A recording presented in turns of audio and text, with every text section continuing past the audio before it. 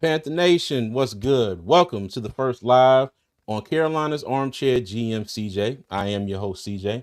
And what's going on, everybody? Like I said, welcome to my first live. On your way in, please make sure you hit that like and subscribe button. I greatly appreciate all the love and support. And if you don't already know, okay, we have been talking about cap space. Okay, we've been talking about cap space, which leads us into the topic of this live, trade rumors. Okay, so we're going to talk about some of the trade rumors that have been going around Panther Nation. Okay, people like Myles Garrett, Cooper Kupp, and a couple others, because it seems like every person that requests a trade, you see this flurry of, oh my God, the Panthers need to trade for him. The Panthers need to trade for him. The Panthers need to trade for him. Well, that's cool in a perfect world, but there's a lot of things behind the scenes that have to line and be in place, for all this to happen. And one of the big things is cap space. Okay. So again, everybody, thank you for joining me on my first live. I greatly appreciate you. All right, let me get into a couple of comments here. Marcos Cash, what's going on? How you doing, man? Appreciate you. He says, first live. Yes, this is the first live on my new channel. Let me see. Nakari. First comment on the first live. I go down in history. Well, Nakari, you wasn't the absolute first, but I'll give it to you. I'll give it to you because I appreciate everything you do for him. I appreciate it. He said, he said, never mind. I couldn't see the chat. So you late, sir. Hey, I was handling some business behind the scenes, Doug. Okay, chill. I hit the button at 11:01, but I appreciate you. The car said, I don't like the poll, LOL, because most likely is not the one we want need to happen. Hey, which one is that, Nakari? Which one is that? Said perfect. Hey, thank you. That was a collaborative effort between me and the beautiful lady on the other side of this wall here. So yeah. I took it to her and I said, what do you think? And she was like, oh my God, I like it. And I said, well, damn, that's a first. I said, all right, cool. Well, that's gonna stay just how it is. I'm not even gonna change it, not one bit. Black Cat Panther Podcast, what's going on, fellas? How y'all doing over there? Let me see. Casey Rivas, what's going on? How you doing? On the car, I said Cooper Kupp. Oh, yeah. Yeah, that was probably, I mean, it's probably less likely to happen than a few of the other ones, but we'll see. We'll see. Like I said, it's all about the cap space, and the Panthers do not have a lot of it. All right, so yeah. Okay, and before we get started, let me go ahead and say this. I want to thank the sponsor for Carolina's Armchair GM CJ. All right, and that would be Nella's Creations. Okay, and if you go to nellascreations.com, she has custom t-shirts. She does laser cutting and engraving, customized gifts and decor, and that is nellascreations.com. And as you can see, I have this custom shirt right here that was done by Nellas Creations, and it says, I tell dad jokes periodically. Okay, and it's got I tell dad jokes, and it's got some of the elements that spell out jokes from the periodic table periodically. Okay, so if y'all get it, cool. If you don't, holler at me later. I explain it to you. But shout out to Nella's Creations for being the the first sponsor on Carolina's Armchair GM CJ. All right. So now I do have my first guest already, and it would not be the universe just lined up. And the reason why I got into podcasting in the first place is because of this person here. All right. And you all know him. Okay. It's not his first go around, but welcome, welcome, welcome, welcome. My big cuz Tony from Just a Fan Sports Talk. What's going on, cuz? What's happening, cuz? I know I'm y'all chilling. y'all more frackers thought I was gonna be gone somewhere, off in the bushes somewhere, ducking and dodging, but I'm still here. What's happening?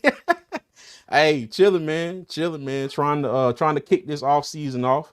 Talking about some. There's a lot of things going around. There's a lot of things people are talking about this, that, and the third. And I'm trying to get into this. Okay, well, let's talk about a lot of the things that have to be in place, to make this happen. Okay, so Right. that's what I'm trying to get into. Because how you been doing, man? Man, hey, I'm alive, dog. Life just been lifing. Brother tired, dealing with some Mm, things, I you hear you. know, um, trying to take care of family in a tumultuous time right now, so it's kind of been heavy on me the past Okay. week, but it's all good though. I'm still trying to shake a little honey from the tree. That's all. That's all I can do. Hey, there you go. I hear you. I hear you. All right, let me get into a couple. Uh, you know what? Look at Doug. Q, get that. Y'all going to unblock me? God, I thought Q said he wasn't blocked. I don't know. I don't know, but I could. At first, Yeah, I'm not gonna put that up there, but you know me. I couldn't help it. I couldn't help it, I'm I'm y'all. I'm gonna stay. I'm gonna stay out of that. Hey, Black Cat said I want a custom shirt. Hey, like I said, NellerCreations.com. Go check out. All right. Let them know what you want. Let me see. Doug with the fire emojis. Yeah, and there's our sponsor, Nels Curations. You're welcome. You're Yeah. you're very welcome. Don't forget to put Nella up. Put a link to a website when Yeah, you get yeah. a chance. I will. I will. The car said That this Negro shit not means blocked. something to me. Nella said, Tony. He What's up, said, Nella? the car said there's two Panther fans on my screen, almost like they in the stands or something. Got you in the car. I got you. I got you. Got you. Yo, he said that Negro got me blocked. All right. Well, I'm gonna let y'all handle that Yeah. behind the scenes, but I couldn't help put it. That is hilarious. Okay, but before we get into all of the trade rumors, and we're also going to do a mock draft later on, first mock draft here on the channel. But I did if y'all have been watching, Bryce Young did an interview down at the Super Bowl. Um, and when I recently went to the Shrine Bowl. Okay, I spent the week down in Dallas with Doug from What's Up, Doug. Shout out to Doug. Thank you for your hospitality. I appreciate you. Letting me crash at your place, and I ain't have to pay no hotel fee. So thank you.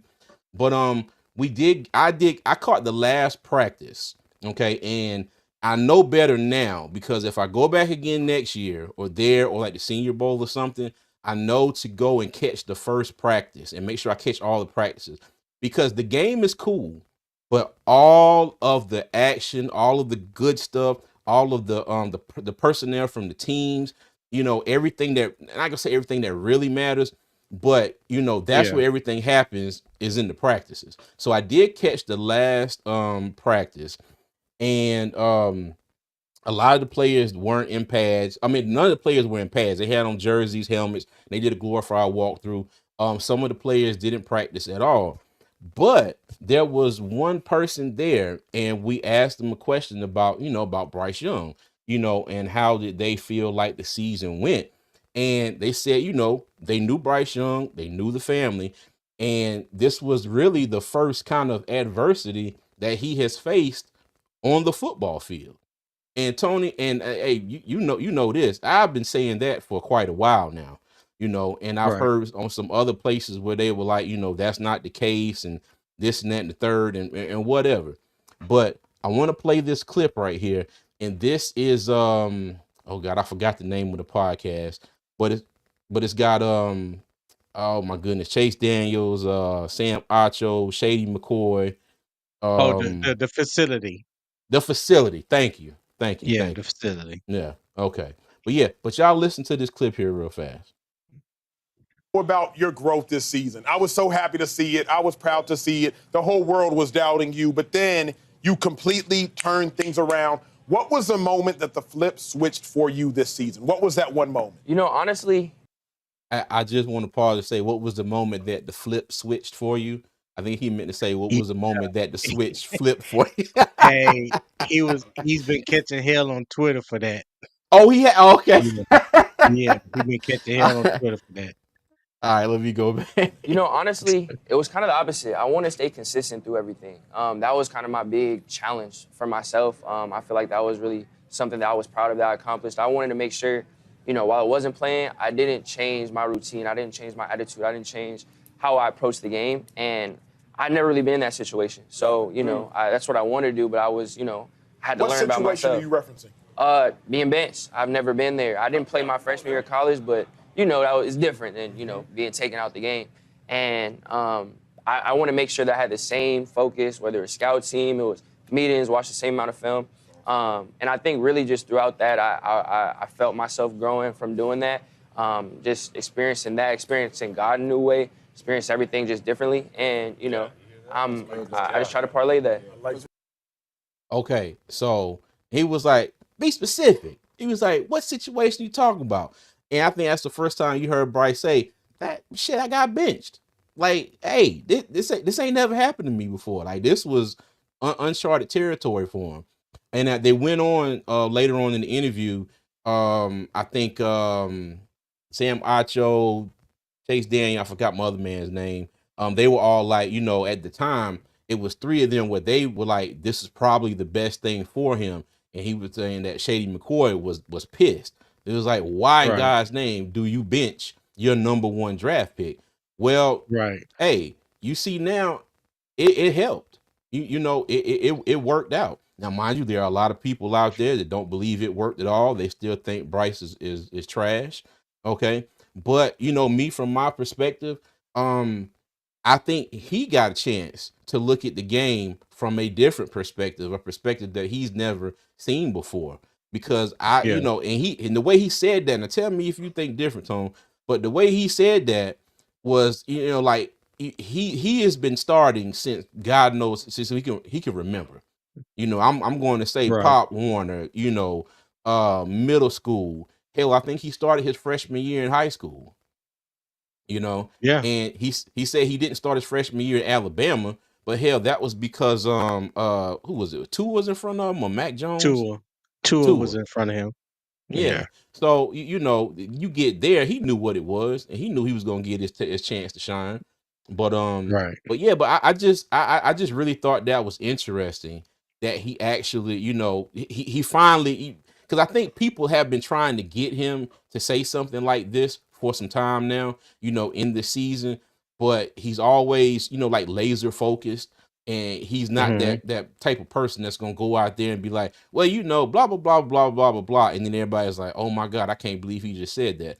Because later on in the interview, they asked him, they was like, okay, well, Bryce Young, if you're the general manager, he was like, well, you're the general manager of the offense, you're the quarterback, but if you were Dan Morgan and all that, what do you need? What does this Panthers team need? And when I say he gave the most professional, just quarterback answer I have ever heard. He got into the fact that, he's been there before where you got a team where it's just like you can tell everybody is like, man, let's hurry up and get this damn season over. I'm tired of this shit. I'm ready to go home. We'll come back and try this again next year. Now he didn't say that in those particular words, but that's what Right. I got from it. And he was like, there was never that feeling in the locker room for the Carolina Panthers. Okay, they said they never had that feeling. He believes in everybody there. Okay, and he's ready to go out and get this thing going, for next season. and they were getting on him. They was like, man, you sure you don't need another wide receiver? You know, a defensive lineman, an edge rusher. You know, I think one of them was like, you damn near need a whole secondary. And it was funny because, you know, all he did was laugh, you know, but I was just like, hey, you know, I can't ask for nothing more from my franchise quarterback. But Tony, what do you think about what he said there? I think he gave a good answer, but I also think he answered the question without giving a full answer, if you know what I mean. Like Mm-hmm. he didn't do what they sometimes try to set you up to do, try to get you to throw people under the bus, throw the organization under the bus, because let's not forget all that he went through his rookie year. And we said that when the first two games happened this past year, he looked a shell of himself Mm-hmm. from last year, and he deserved to be benched. You know what I'm saying? Um, Mm-hmm. but he doesn't come across to me as someone that would throw the offensive line under the bus, that would throw the coordinators under the bus, or the head coach or whoever. It's going to always be, it starts with him, you know, how he can be better, or how we can be Mm-hmm. better as a collective team.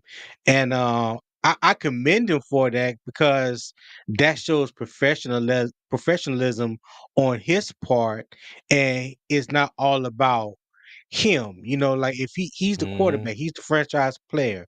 If he wins, and you know he's going to get the pat on the back, and if he lose, he's going to get the, you know, the criticism and everything else that comes along with it. And I think you understand that. I just think, you know, the unselfishness part of him won't allow him to put the blame off on anybody but him. So, like you said, he gave the best, most professional answer that he could had given at that time. Mm-hmm. No matter how hard they were trying to pull those direct answers from him. Mm-hmm. Oh yeah, they were trying to bait him. Hey, and Yeah, Black Cat said, yeah, he dodged that. Let me tell you, yeah, boy, yeah. He if did. if you was able to get Bryce Young to come sit on the couch and watch the game with you, and you know y'all sitting there sipping on some moonshine or something, I bet you that Joker would tell a whole a different story. Let me tell you, he'd be like, well, what y'all need? He'd be like, well, God damn it, we did everything. You see that damn defense out there? They can't stop shit. Mm-hmm.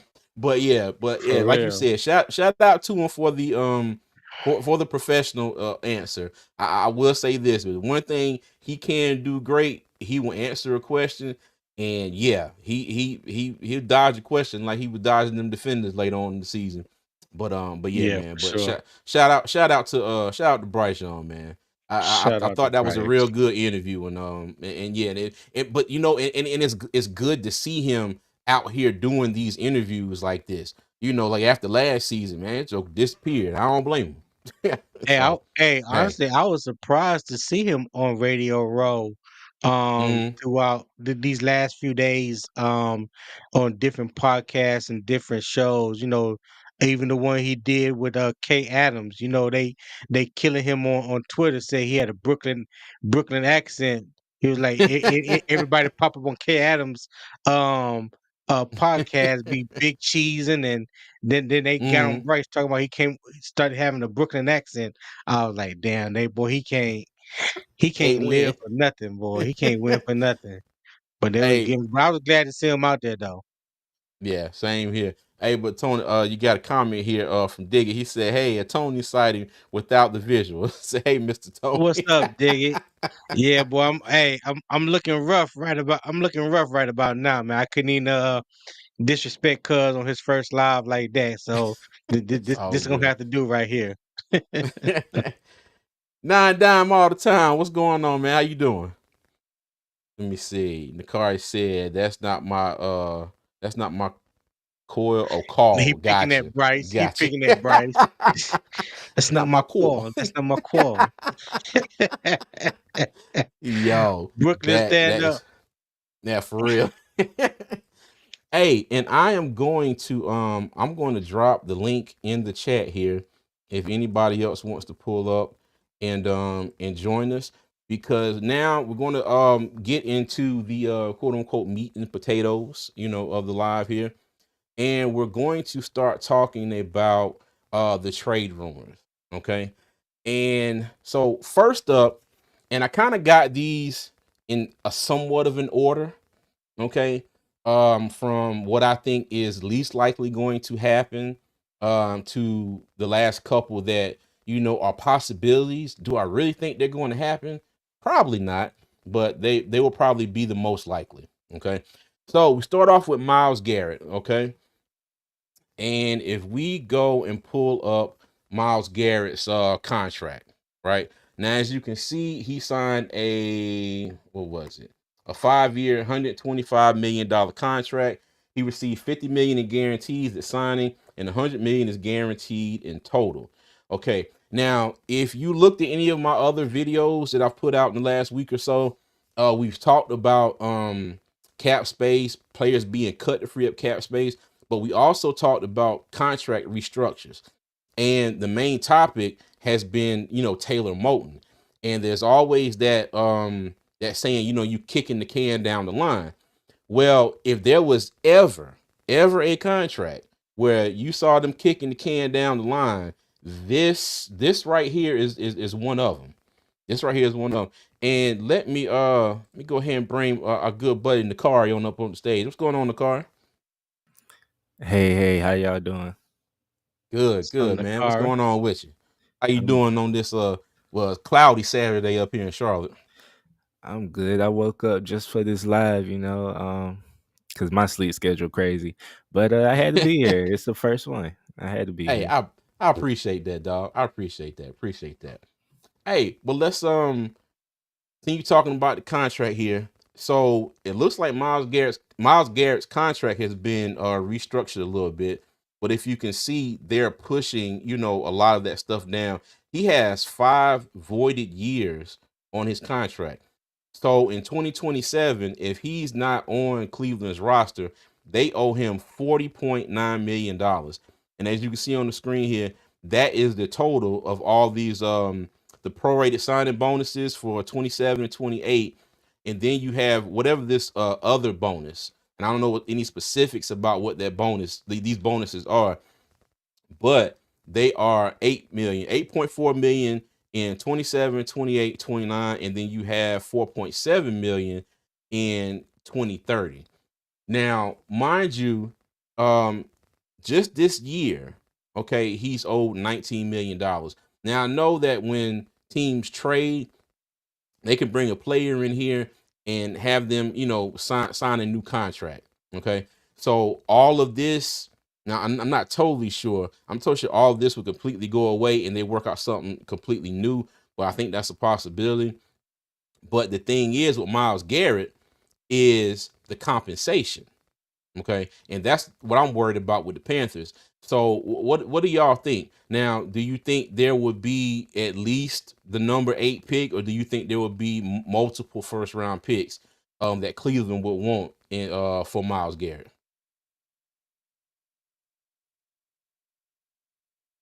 You want me in the car? Yeah, either one. Go ahead. Oh. Um I think the price tag is out. I think the price tag will be too high for us to go Mm-hmm. after Miles Garrett because we don't really have anything to give back to Cleveland because not only are they going to want picks, they're going to want something or someone in return. Um, I don't see anyone that Carolina will be willing to give up and to say that if we were to give up this person for Miles Mm-hmm. Garrett, will Miles Garrett make that much of a difference to compensate for whoever we choose to give up, along Okay. with the other draft picks that he's going to command. Like Cleveland's Mm-hmm. going to command a boatload for Miles Mm-hmm. Garrett, and they're going to make the in my opinion, I think they're going to make the price so high to make it unattainable for any other team. That means like if you really want them, then you're going to Mm-hmm. meet this. You got to meet this unbelievable price tag that we put forth in order for you to come get Miles Garrett. And for Carolina right now, because they are in a situation where they have way too many holes to fill, I just don't Mm-hmm. think they're in the position to give up so much to get this one particular player. That's just my opinion. Okay, I got. Hey, and real quick, let's welcome Nine Dime. How you doing? Then you might have to unmute yourself if you can hear me. Okay, well he gone. All right. Well, if you come on back and join us when you get your connection right. All right, Nikari, what you think about this? There's been reports saying that Cleveland will probably want two firsts or first and a day two. Mm-hmm. Um, if that's the actual price, a first and a second maybe, then I could see that. Anything more than that, get kind of iffy. So Mm-hmm. I don't think that it'll happen for us Yeah. because we have a lot of holes, but I don't think that even though he's like one of the best defensive players in the Mm-hmm. league, I don't think his one addition is gonna push us over the edge when we Yeah. have so many other places that we gotta sure up. So I would love for it to Yep. happen, but I don't think it's realistic. Yeah, because now I agree with both of y'all. If we already had interior defender who was a monster in the run game, like a Vita Vea or something, our linebacker spot, I think we're okay, and I think it all depends on the health of Shaq Thompson. Now I know Shaq is a free agent, and whether they decide to bring him back or not is the different story. Secondary, I mean, hell, we don't have any damn safeties except for Demani Richardson. So like you said, it's a lot of holes, and to give up that first round pick, but still have that many issues on the defensive side of the ball, well, would be a lot. And hey, and Nine Down, can you hear us, buddy? Yeah, I can hear you, bud. Can you hear Hey, how me? you doing, man? Yes, sir. Welcome to the channel. How you doing? Pretty good, man. I'm glad y'all still around, man. Oh So, yeah, nine oh yeah. We nine. still here. We still here. Hey, give us your thoughts on Miles Garrett. I got his contract up here on the screen. He's definitely getting paid a buttload of money. And if the Panthers were to trade for him, I'm sure they would work out a different contract and all that good stuff. But do you think that the compensation would be too much to trade for him? Because like we were saying, they're probably going to want a boatload of draft picks, and I'm not sure about players. I don't know. Besides the people that we really not gonna get rid of, I don't know if they want any of the rest of them. So what do you think? Miles Garrett's definitely different maker, man. I think we should go Hmm. for it. Okay. All right. Cool. So if the Panthers had to give up the number 8 pick in this draft and the first round pick for next year, would you be fine with that for Garrett? I say this year's first round, maybe a third next year. Okay. All right. Now, Tony and the car, do y'all think that would fly with Cleveland? You think we could get away with a first this year and a third next year? No. Absolutely not. Probably not. Okay. Absolutely not. Because you have to think about this too. And you know me, I go off of what the organization or the players have already said. Miles Garrett said recently in an interview that he wanted to be traded and he wanted to go to a team that is contender and that has a Mhm. pretty good quarterback.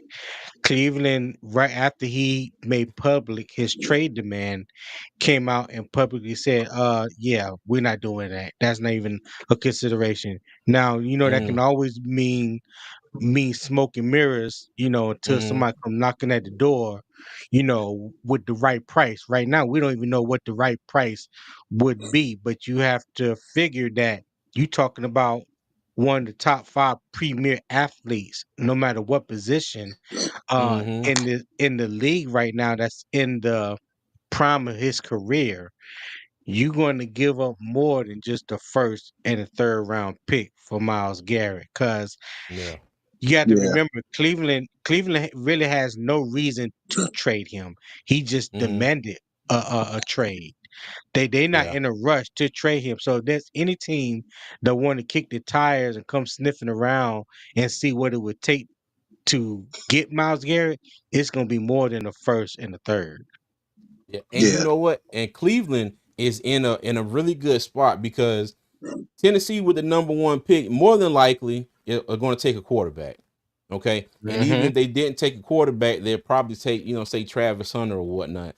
So my thing is with Cleveland sitting at number two, every mock draft that I've seen lately has them Abdul. taking Abdul Carter. So to be honest, Cleveland's in the catbird seat with this one. They're like, all right, bet you want to trade? Exactly. Okay, let's go ahead and make this trade, so ridiculous that even if it doesn't happen and he stays, we good because we still got Miles Garrett.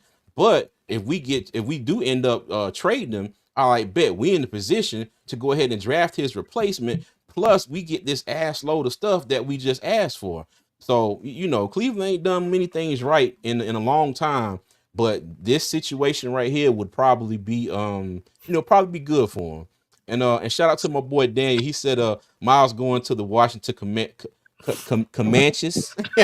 He told some Tremendous. hell, hell ho. They ain't all he said neither.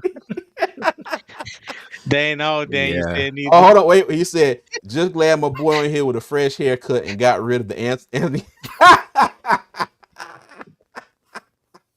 Oh Hey, I God. went yesterday. I couldn't do it no more. I couldn't do it no more. I went yesterday.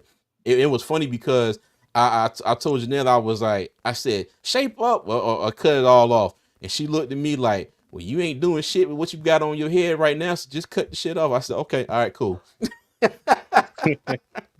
Look at her, you and me both. All right. So that that right there is Miles Garrett. Would we love to have him in Carolina? Yes. If the circumstances were different, I think Carolina could pull this off. If he was that one piece missing on the defense that we needed, I think this would be more likely than it is now. But we would have to give up so much in trade compensation that I don't think it really makes sense, at this time. And Exactly. just like Tony said, he wants to trade, but that don't mean he's going to get traded. So there's also that to think about as well. All right. Right. So now let me see. So we have Miles Garrett up there. Now the next one I want to go to is Cooper Kupp. Okay. And the crazy thing about this one, Kupp don't want to go nowhere. He does not want to go anywhere. He wants to stay in LA. All right. Mhm. But the Rams have informed him that he will be traded and they're going to try and trade him, I think, to a contender and all of that. Now if we go ahead and pull up Cup's contract details here, okay. So he signed a $80 million contract. Okay, and it doesn't have the contract notes down here at the bottom, but as you can see right here, his cap number from year to year 17 million, 17. Now last year it spiked up to 29 million, and this year it's 29 million, and in 2026 it would be 27 million. Okay, now my thoughts on this is I wouldn't mind Cooper Cup here. Now I don't know if he would command the haul that we think that Miles Garrett would, from for to get him from Cleveland. But now he is 31, and I'm not saying that he's old. He's probably got a lot left in the tank. He has had a few injuries over the season, but again, I think this is a situation where um still, and I know this is on the offensive side of the ball, but if you look at everything as a team, the holes that we have, it still might be, too much for the Panthers to trade for to try and get him. Nine down. I'm gonna start with you. What you think about this one, Cooper Cup? uh, I like Cooper Cup, but he's getting a little long in the tooth. Mm-hmm. If we're going to work out some kind of money situation, it'll be all right. Okay. The car. If I'm the Chargers, I'm doing everything I can to get Cooper Kupp. He don't want to leave LA, Mm. and they need receivers. But as far as the Panthers, I can't see it. We already got Adam Thielen. That's one person overperforming for his age. And Cooper Cup been on the decline since Puka came in. And I don't know if I really want to take that chance. And That so, part. I What? can't see it And with Cooper. I'm glad you said that. So look at his stats over the past few years. Let me go back to his contract. So he got that contract in 2022. 2. So he played 9 games that year.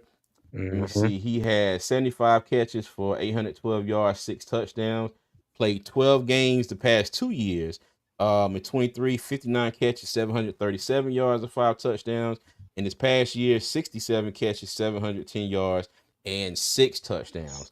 And like you said in the car, that probably no coincidence, the rise of Puka Nakua. And also, like Doug said, the Rams need cap space. And this is probably one of the biggest contributors to whatever cap situation they're in right now. All right. Yeah. Tone, what you think? I like Cooper Cup. I love Cooper Cup when they came out of Eastern Michigan. Mm-hmm. Um excellent, excellent, like top tier route runner. If anybody get a chance to ever want to go and study route running, Cooper Cup put Mm-hmm. out a video probably about 6, 7 years ago of his off season route running. Um Agility thing that he does every year. He writ, went into full detail describing how to get releases off the line of scrimmage, stacking the DBs, creating separation, all that. But as far as this, the only thing like Doug said in the comments, one, the Rams are trying to create cap space. That's one reason. But then also Cooper Cup, as you just showed, hasn't played no more than 12 games the past 3 years. Mm-hmm. He's often injured. Um, if you look at his numbers were kind of in the same realm of what Adam Thielen was his last year in Minnesota and coming to Carolina. Actually, Adam Mm-hmm. Thielen has had better numbers the past 2 years than Cooper Cup. You know what I'm saying? So, but what you get with him is not so much um what you want as a receiver is someone to take it off and someone being a threat to take the top off a defense, but he would give you that excellent route running, understanding defenses, understanding leverages, understanding how to get open, and a sure-handed catcher for Bryce Young, Mm-hmm. which he needs all three of those things. So yeah, he's a little long in the tooth, like Nah Dom said, but at the same time, let's look at Adam Thielen. Adam Thielen is about to be 34 years old. So the only Mm-hmm. thing is, can you get 15 to 16 games out of Cooper Cup? That would be my only thing right now because he can't seem to get more than 12 games out of him in the past 3 years. But when he's on the field, the production is there. 6 touchdowns, 5 touchdowns, 6 touchdowns, Mm-hmm. 700, 800 yards. I mean, you add that to what we already have, Mm-hmm. and when we talk about Bryce, and so many people feel like Bryce don't have a cannon of arm, which he don't. He's Mm-hmm. going to slice and dice you more of the intermediate to short routes. Well, that's what Cooper Cup does his damage at. You Mm-hmm. know what I'm saying? So, Mm-hmm. as long as you can continuously move the chains and you can get the ball into a bona fide um, playmaker's hand like Cooper Cup, someone that knows how to get open, that's going to run the precise routes and he's going to be where he's supposed to be. I mean, if the price ain't too high, hey, why not keep the tires on it? Okay. All right. Bet. And Doug did have a comment. He said the question we all need to answer is bringing a veteran like Cup, does he stop the growth of XL and Coker?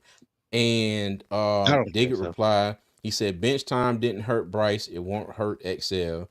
All right. Daniel says let the young wide receivers cook, don't stunt their growth. Now, mind you, okay, now when you go back and look at the season, all right, what was it? The game versus New Orleans, I think, was when XL hurt his wrist. I Hmm. forgot was when man had that crazy interception or something. If you go back and look at XL's tape before he hurt his wrist, I mean he was doing good. There wasn't this situation about him dropping a whole crap ton of passes. All right. That was later on in the season. And I think, as far as XL goes, he will be able to he'll have time to grow, to progress. He'll work on his route running, which I don't think was that big of an issue, but I'm sure he'll get better at it. And I'm sure if he's not already, if there's a jug machine within 20 miles of him, I'm sure he's on it and I'm sure he's using it. Okay. So I think XL will be okay. And we're talking about some of our young receivers, talking about Jalen Coker. Okay. Now he missed some time last year, but I will say this now. I think everybody needs to be, keep their eyes on Jalen Coker. Now he was undrafted out of Holy Cross. He ran a 4 something. I think it was a slower time at the combine, which may have It was added like to a him. 4.6, 4 something like that. Yes, I was gonna say 4 or 5, but I didn't wasn't sure if I was right. He ran that 3.5 on that touchdown. Didn't he? Didn't he? He sure did. He sure did. Hey. But you can see with Coker his route running, his hand, and Mhm. I put it like this. I will go so far as to say right here, right now, that if the Panthers can make some kind of a deal for a wide receiver or draft one in the later rounds, and if they do trade for one, if the compensation works, for us, I wouldn't mind it. But I think personally we'll be okay with what we have. And that's XL, Coker, Adam Thielen. If you bring back a David Moore, I said this on Doug's live the other night that I kind of compared David Moore to like a Jericho Cotchery, back in our 2015 season. He's somebody that's reliable, doesn't drop a lot of passes. He knows the offense. He was in Tampa with the Canales and all them. So I say bring it back. Maybe you bring in another free agent wide receiver that's not going to cost you a whole lot as far as cap space, but maybe somebody that has a particular skill set, maybe a speedy receiver with decent hands. Something we can try and open up downfield more. Or if they're a threat downfield, maybe it'll open up everything underneath. Something like that. I know everybody said Bryce Young needs another wide receiver, but to be perfectly honest with you, if I had it my way, I would fix this defense first. Exactly. And yeah, fix this defense first. And for everybody out there, and it kind of go both ways, okay? So for the people who root for Bryce, all right. So you fix that defense first. You seen what we did later on in the season last year. And you think about some of them games. If the defense could have got some stops, we probably would have won some of them. Okay. So you go ahead and you fix that defense. And even for the people who can't stand Bryce Young, still, you go fix this defense. If Bryce Young comes out here next year and just flatlines and stinks it up, well, you know what? Whoever they bring in next, you got an offense that's prepared to go out and get another playmaker, a wide receiver. And then you have a defense that hopefully is fixed up to the point where somebody can come in and be able to take the reins and start running.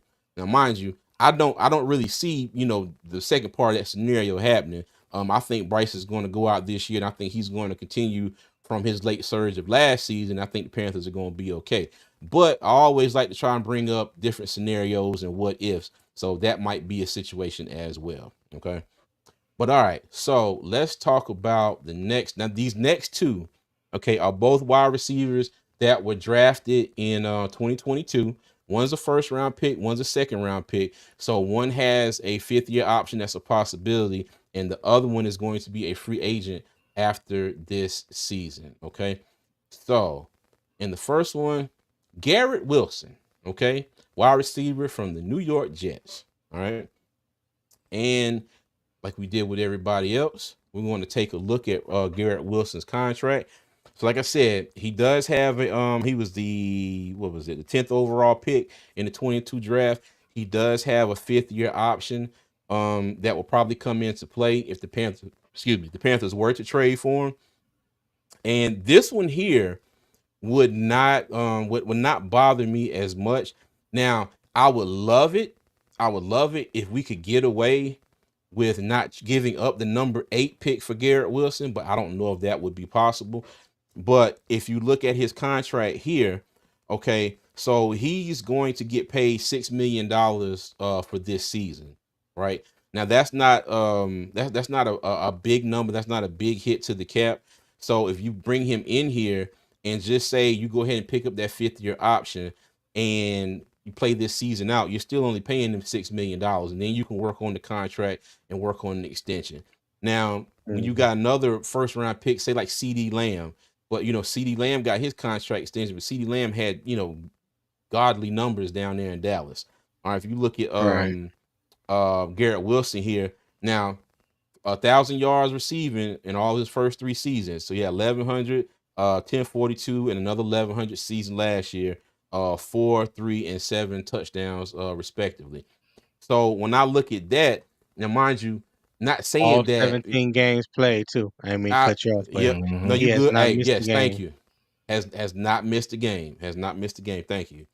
But now mind you, do you see him if if we do work out if we were to trade for him and work out a contract extension, I don't see him getting like CD Lamb type money or Justin Jefferson type money or just say like Jamar Chase type money when he signs his extension. I'm sure they're gonna work out.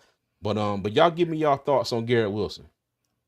Okay, so with Garrett Wilson, the difference between him and everybody else on this PowerPoint is that Garrett has shown that he wouldn't mind being here. He showed interest in playing with Bryce, and I think that would actually help us. He's gonna command big money, but I think Mm-hmm. it won't be like max money, and Mm-hmm. I'd be all for it, to be honest.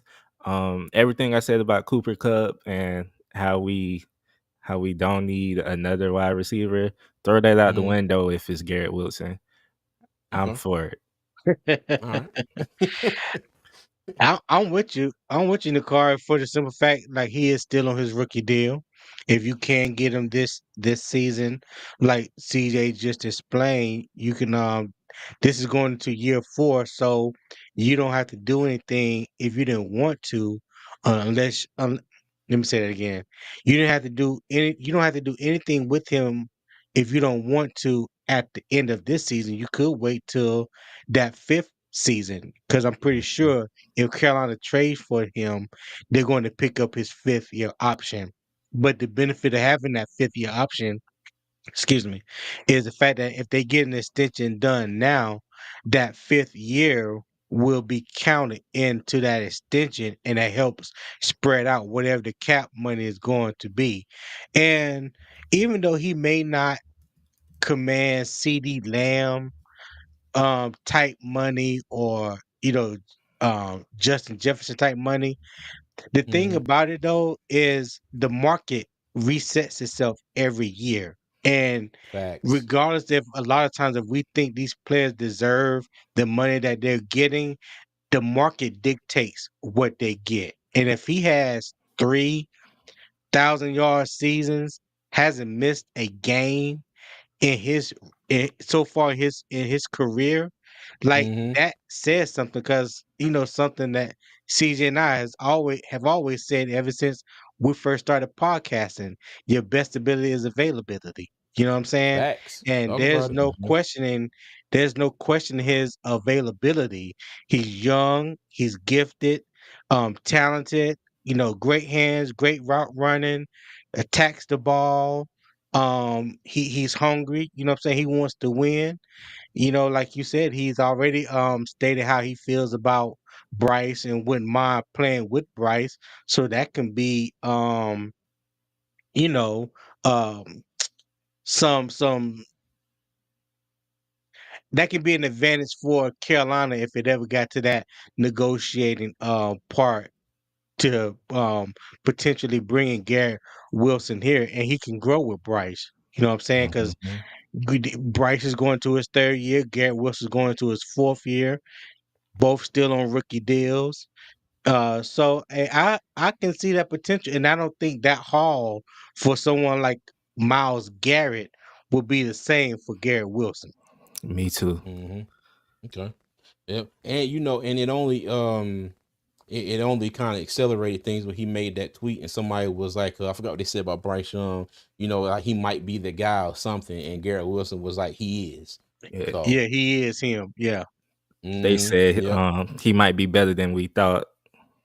That's it. Okay, that's it. That's it. Appreciate it. Yeah. And Yeah. for dig it in the chat, the Jets got a new coach. They're trying to change their culture. It Mm-hmm. just might be that, Aaron Glenn is the type of person, if you don't want to be here, go ahead. We're trying to, Yeah. work with people who believe in what we're doing. And sometimes it's better to just cut your losses and, move on to the next thing. So there's always a chance. Also, it's the Jets, so you can't rule out any type of chaos. Anything can happen. Yeah. And shout out Look, Steve Wilkes. Shout out Steve Wilkes, defensive yeah. coordinator. The Jets, Yes. they about to turn it around. I hope so. I sometimes I get the feeling like the Jet. I've had the feeling lately like the Panthers are cursed. I've had the feeling for a while that the Jets are cursed because it seems like nothing, nothing goes right. They get so much hope sometimes. I remember when Aaron Rodgers came, and then with Aaron Rodgers, and then I was watching. I think it was the NFC East round table or something, and then they brought Dalvin Cook up there. And the Jets guy was just like, he was over the moon excited. I mean, got off the stream, everything. Everybody else was just sitting there like, okay. And we all see how that has worked out for him. So, but yeah, who knows? But like you said in the car, he might be that dude that's just like, all right, we're gonna bring everybody in the room.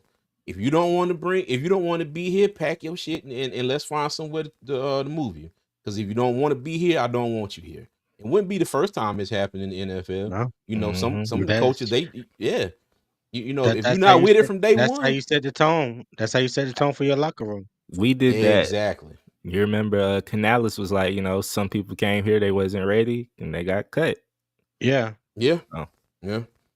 So, but we shall see. Hey, but before we continue on, hey, I greatly appreciate everybody for joining me for my first live on Carolina's Armchair GM CJ. If you haven't already, please like the stream, subscribe to the channel, and y'all can check me out on all social media at Armchair GM CJ. And my big cuz right here with me, Tony. Make sure y'all go and check him out at Just a Fan Sports Talk. In the car, let everybody know where they can find you at too.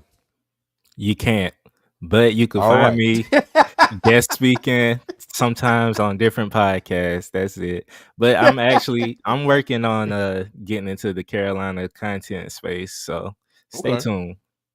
All right, hey, stay tuned, folks. You heard it here first. Already. All right. Yes, sir. All right. So let's go into our last person here. Skip this And person. We don't even need to talk about it. George Pickens. Okay. Now, mind you, this was one of the first people I heard, as far as trade rumors about the Panthers going after. Okay. And if we bring up George Pickens like we did everybody else here, he was a second round pick, number 52 overall, the Steelers in 2022. So he does not have the option of having a fifth year option for his contract. So 2025 is it for him. And after this season, he will be a free agent. Now, mind you, a lot has been talked about George Pickens' antics and things that he does on the field, the troubles he had at Georgia and whatnot. But one thing I heard somebody say the other day, one thing he doesn't lack is confidence. His confidence doesn't veer off track or anything. He's young. If the Panthers traded for him right now and he played this season, they'd only have to pay for $4 million for him, close to $4.1 million. What do you guys think about Pickens? Look, Tony, you go first. Nicole, I'm gonna let you go last. Hey, if George Pickens didn't have all of the off the field problems, the attitude problems, the maturity problems, I'll be all for it because I love George Pickens' skill set. I loved him when Uh-huh. he was at Georgia.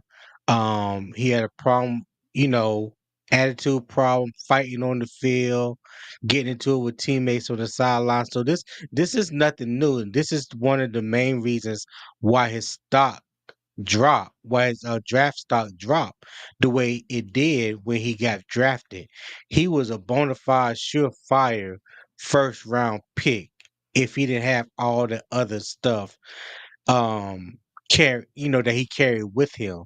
And that hurt him, when it came to be, the difference between being a first round pick and a second round pick.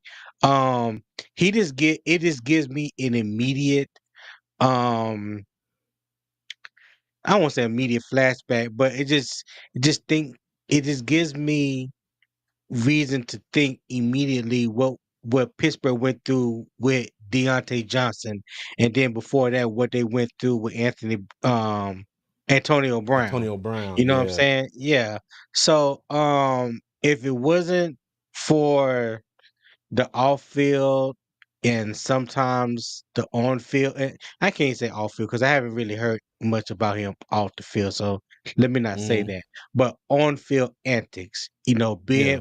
being a possible cancer in the locker room, being a problem not only with the coaches but with the players as well.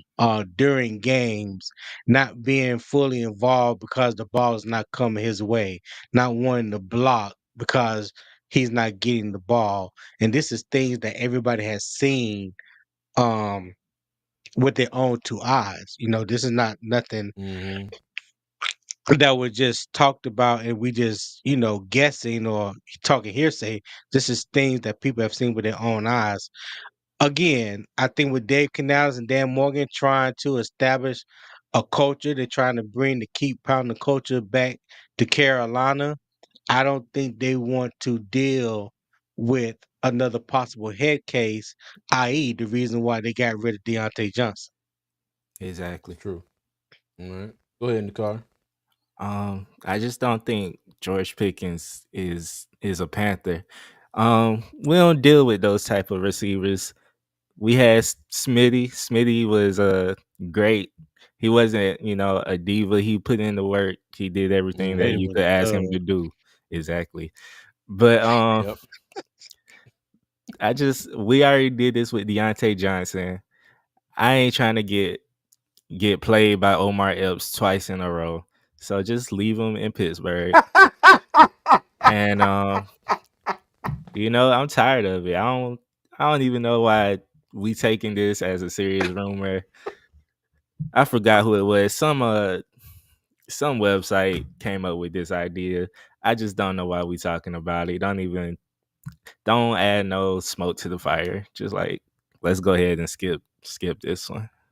Yeah, and if y'all did not catch that Omar Epps comment, he's talking about Steelers head coach Mike Tomlin. Oh What? my What happened? goodness. Mike It- Tomlin. Mike Tomlin. He said he don't want to get done over twice by Omar Epps. He compared Omar Epps to Mike Tomlin. I mean, have you ever Oh seen both of wow. them in the same room? No, but I can picture both of them side by side, and I get it in the car. That is hilarious. Oh my goodness, yo, that is crazy. Okay, all right. So just to just to recap. No, look, now I gotta get myself together because now I'm sitting here laughing like crazy.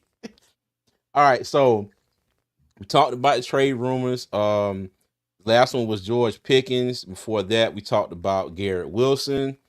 And mind you, I think Garrett Wilson and George Pickens will probably be more likely scenario for either one of them than say a Cooper Cup or a Miles Garrett. Okay. Now, mind you, Cooper Cup is interesting. We got to figure the money out, right? Miles Garrett, I don't think the compensation is going to be um uh, good for the Panthers. I think we're going to have to give up entirely too much to get him. And like I said, Cleveland knows this, and they're in a position to where, like, okay, cool. If somebody out here really wants him that bad and can give us all this, you know what? Cool. We're sitting at the second pick, and we're going to go ahead and take Abdul Carter. And I think Cleveland, in the back of their minds, like, okay, we'll be Mm-hmm. fine. You know. So Mm-hmm. we'll see. We'll see. All right. Now, what I wanted to get into next is mock draft. Okay. So bring this back up here. All right. Now, I want to do the first mock draft on the channel. And as everybody knows, the Panthers currently sit at the number 8 pick. Okay. And I want to get you guys' opinions on this first. If you're doing a mock draft, what does your mock draft look like? Are you heavy offense? Are you thinking about? I'm sorry, heavy defense. My bad. Are you thinking about throwing in an offensive player earlier in the draft and later? What do y'all think? When I do mock drafts, I have two different ways that I go about it. One way is heavy defense, and I might throw a tight end or something in the fourth round. And then the Mm, other way is I like to play around with the eighth pick, sending it to the Jets, trying to get Garrett Wilson, things like that. Sometimes I'm even able to get the first from next year and send it to them. And then I mm, go heavy defense after that. So either way, heavy defense with a sprinkle of offense, just depending on what that first pick does. okay. All right. Cool bean. Tone. Yeah, me personally, I've always been this heavy defense. I'll play around with it just based off of what I'm seeing on Twitter and what people are talking about. Regardless if it makes sense or not, just for shits and giggles. You know what I'm saying? Mm, But me personally, you know, like we look at all kind of scenarios. Like we just got to talking about three wide receivers. Potentially Carolina going after, and what would it cost to get them? But not knowing what Carolina's thinking in free agency hasn't happened yet.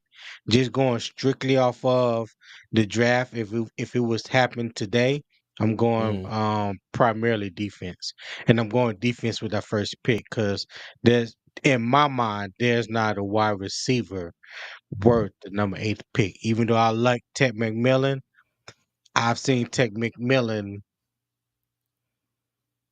get shut down. You know what I'm saying? mm. Basically. You know what I'm Okay. saying? So yeah, I mean I like his game. I think he's a first round pick, but for Carolina, because of what we need so much on defense, I think Mm, there's too many defensive options that we can go than going wide receiver at number 8, like some people think we should. yeah. And just to And build off of that, I don't understand those Panthers fans that's trying to get a tight end, Tyler Warren. We have so many defensive needs Right. facts. to spend our first round pick on a tight end. Yeah. People people just go off whatever is the hottest topic at the moment. You start Mm-hmm. talking about tight ends, then they want to start talking about Tyler Warren. You start talking about wide receivers, they want to start talking about Tech McMillan. Like, yeah, clearly, if you have paid attention to the team that you say that you root for, and you just watched this past season, you will know wide receiver was not the problem. Yeah. Every week we Yeah. crying about the defense. Yeah. Right? Yeah. But Like the we Yeah. just we just historically gave up what the most points in NFL history Fell and the third history. most rushing yards in Mhm. NFL history, and people want to talk about a tight end or wide receiver. Like, make it make sense. The math ain't mathing.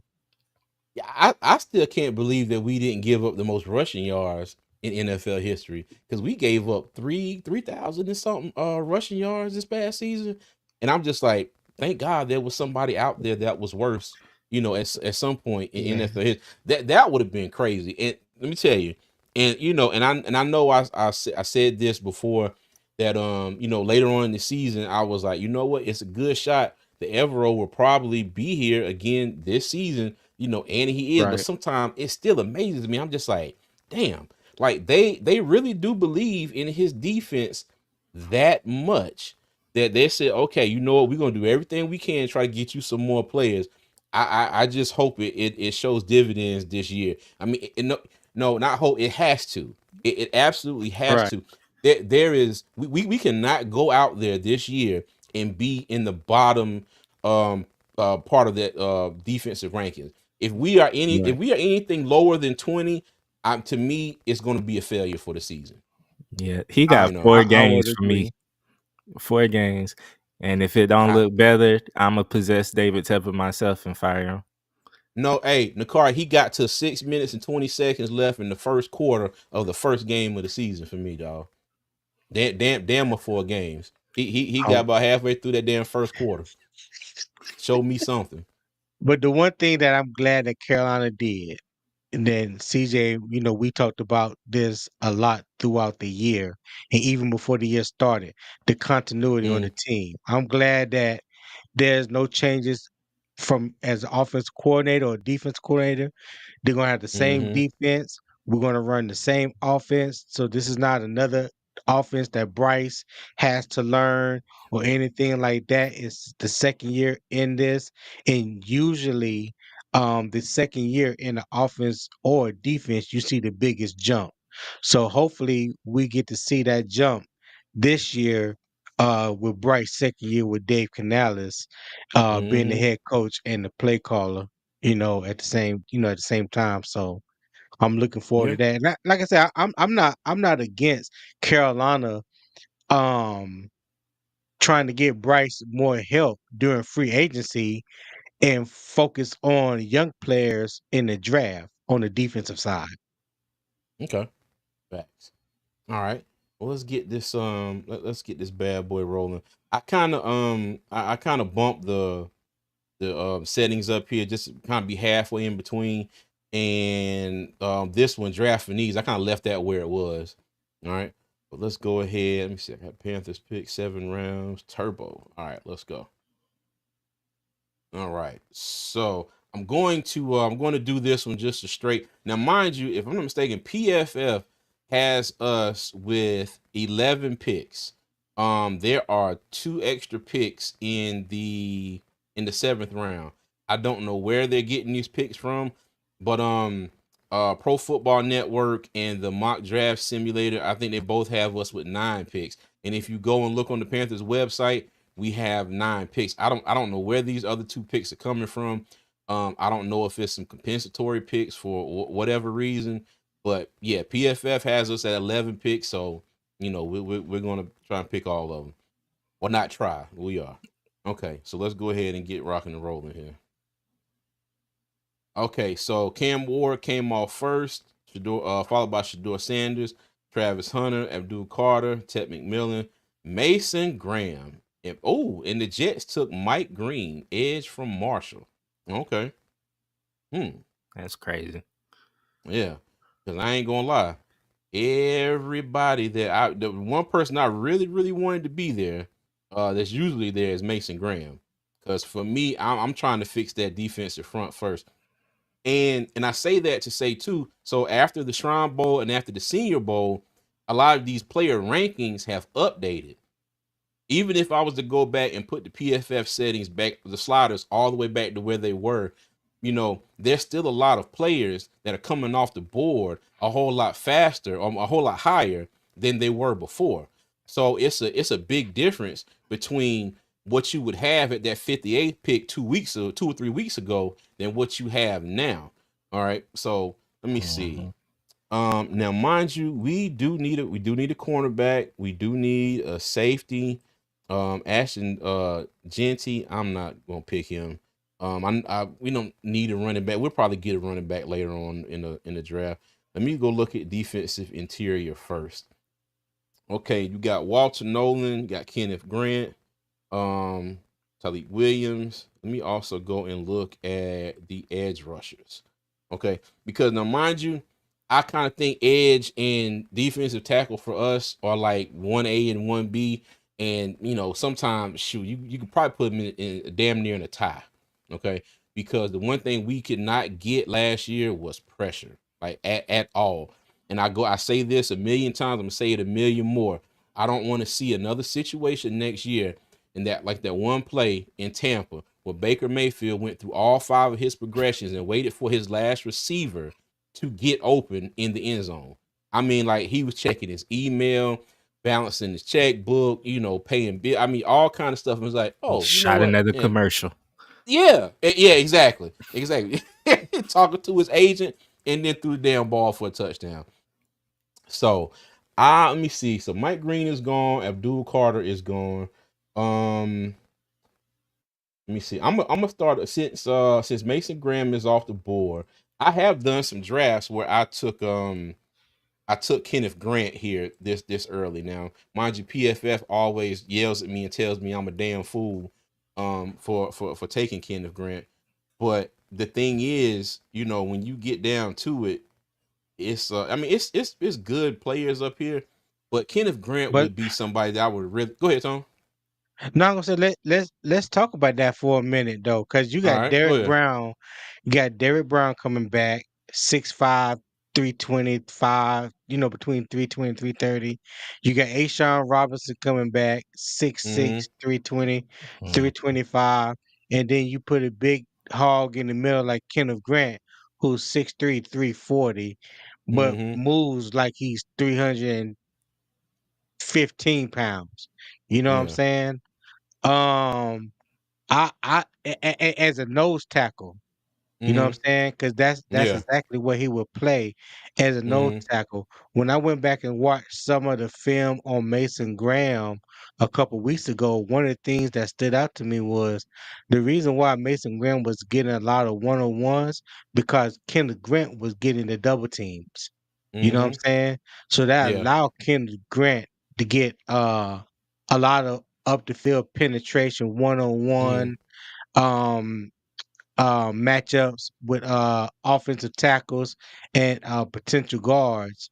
So I like Kendall Grant if beefing up the defensive front and getting a bigger body at that nose guard position. Someone like Kenneth Grant that can do those things, but also can move upfield and get you some disruptive running game and cause some what's the word I'm looking for? Some QB pressures. You know what I'm Mm-hmm. saying?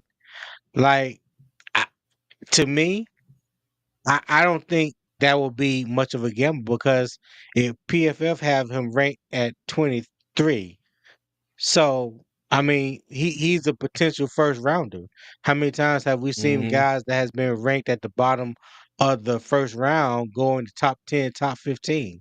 Like this wouldn't be the first Yeah. time. You know what I'm saying? So True. I'm just looking at the fit to what our defensive scheme is.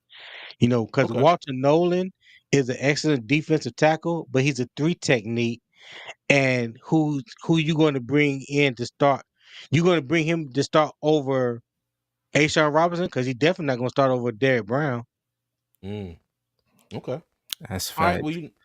Well, you know what? Go ahead, Nicole.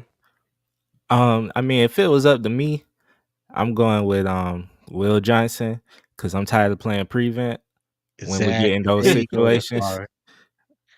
I'm There ready you to, go. JC could travel wherever. He could go to the slot. He Mm-hmm. follow Yeah. the number one. We got Mike Jack, who I guess, well, we ain't got him right now, but he gonna sign back. I guess he'll be all right. And then you Okay. put Yeah. Will Johnson, who in my opinion is like Pat Surtain, and I just think that Yes. that helps us a lot. Look in the car. The car been doing some homework. Let me find out. Man, I like football too, Tony. It's Hey, All right. people. One thing I say about Will Johnson, Mm-hmm. watching some tape of him the past couple weeks, every now and then he is susceptible to double moves. Mm-hmm. That is like his Achilles heel. He will get beat every now and then with double moves. But in Ivero's scheme, because we play a lot of cover two, he's an excellent zone coverage cornerback. He doesn't open the gate up too early. He knows he backpedals, breaks on the ball. He can read the defense. I mean, read the offensive wide receiver sets and things like that. He has a high football IQ, but he also is excellent in press man coverage as well. So he's elite whether you playing man coverage, press man, Mm-hmm. or playing zone. Now, Michigan played a lot of zone this past year because of the talent that they had, or lack of talent that they had at the corner position opposite of him, and then he got hurt and missed, I think, Mm-hmm. like half of the rest of the season or whatnot. But when healthy, Mm-hmm. he is arguably him and Travis Hunter is like 1 and 1A when it comes to the cornerback position. I put him over Travis Hunter. Yeah. Yeah, All because I right. think Yeah. if he's I'm not a mistaken, go Mm-hmm. ahead. no. You got it, Tony. No, I'm gonna say if I'm not mistaken, Will Johnson hadn't allowed a touchdown the past 2 years. You double check that, Yeah, you're right. but Yeah. yeah, Mm-hmm. Yeah, yeah. you're absolutely So right. Now, Tony, I he would say this: does this I know this is PFF? Does that man coverage grade worry you, or you just attribute to that to him missing most of the season? no, it don't worry me. Cause I just go by the eyeball test. Okay, Like I gotcha. I know what I've seen him against Ohio State. I'm talking about top teams, not Mm-hmm. just anybody. I'm talking about against Ohio State, against Indiana, against Penn State teams, big teams in the Big Ten. So like I said, Will Johnson, I love Will Johnson, man. I do. Size, speed, ball skills, IQ, it's all there. And you got Okay. to think about it. During the season, we signed about 25 corners, so Yeah, bro. corner is And something that they're looking at. hey, and that's something that me and CJ been talking about the past 2-3 years, man. We need to get a corner. We need to get a corner. We need to get a corner. We need a corner. And each year, draft comes, draft Walk goes, on and by. and we Yeah. and we and we ain't draft a corner. So another way that you can help your front seven is by solidifying the outside, the corners Yeah. True. position. You Yeah. could do a lot. Hey, You could do a lot of things when you have two shutdown corners. Most true. of the And sacks that we get are coverage sacks because we don't have anybody that can really, Facts. beat. facts. Yeah. So That's true. Now, dig it this say, what does everybody think of Malachi Starks? I think he's damn good safety, but you know, I I think it also depends on what Carolina does in free agency. But I I wouldn't be. Let me tell you, between Mason Graham if he's there, Will Johnson, Malachi Starks. I forgot my the other dude Jalen from Walker, Georgia. Yeah, Michael Williams. Michael Williams. Mm-hmm. Hey, You know, before Michael Williams got hurt, man, Michael mm, Williams, he could have been right up there with Abdul Carter when it came to my edge rushers this year. okay, Preseason, they were talking about Michael Williams in the same breath that they were talking about Abdul Carter. Michael Williams got hurt, but he's bigger. okay, mm, He's big. He's a little bit bigger than Abdul Carter, but he doesn't have the speed or the quickness like Abdul Carter. okay. All right. Well, I'm gonna go ahead and make a pick, and I think y'all have successfully persuaded me into to Will Johnson. So let's go ahead and try and solidify that secondary here. Now, mind you, I want to scroll back through some of these because now I know we got Jalen Walker there, linebacker from Georgia, but the next positions that I want to try and tackle are interior and edge rusher. So, and this is what I was saying. Now, in a lot of these drafts 2-3 weeks ago, there were a lot of names that were still here as far as edge and defensive interior that are now gone. Okay, so Hmm. this whole board and the rankings look a lot different, a lot different. Let me Senior see Bowl what changed a lot of things.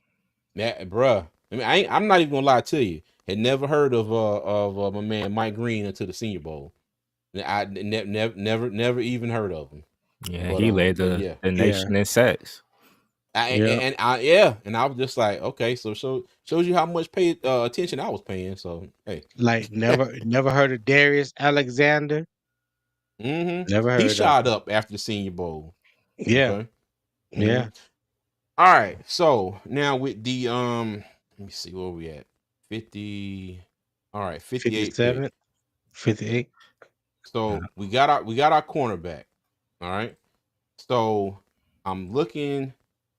You see, let me just do defensive interior. Okay. I want to go interior because I do want to solidify that defensive tackle spot, and I want to, if nothing else, make sure that if Shy Tuttle is still on the team, he is just a rotational piece for a game or a player to a game, you know, or Made or Doug happy. something. Hey, what's Yeah. the measurements on Alfred Collins? All right. Yeah, that's who I He usually draft in my mocks. 6'5", Okay. 320. Mm-hmm. Okay. And then we got Darius Alexander, who is 6'4", 310. 310. Now they don't have in the analysis up there yet, but now mind you, he He he had a grades 90. out. Yeah, he grades out really well with PFF. Yeah, but he's a natural three technique. Mm, okay, Yeah, that when you see that A gap, that's that one technique. That's that nose tackle. B gap, that's a three technique. gotcha. Okay. So yeah, he Past the plays. trenches. Past the trenches. Hey, yes, sir. Okay, Yeah. so I think I'm gonna go. I'm gonna go defensive tackle here. I'm gonna take Alfred Collins. I should take Okay. Deion Walker just to make Dig it mad, but Don't. I ain't You gonna. make me Look, mad yeah, too. it Don't may do that. make you Don't do mad that. too. What was Don't do that. Deontay something from Alabama that we had a few years ago? I can't think of his name. Deontay Brown. Are you Yeah. talking about Cornbread? Mm. mm, That's all I think Yeah. about when I see Deion Walker. that's funny. All right, so now we're at pick 74. Let me go look at the edge rushers and see what we got left.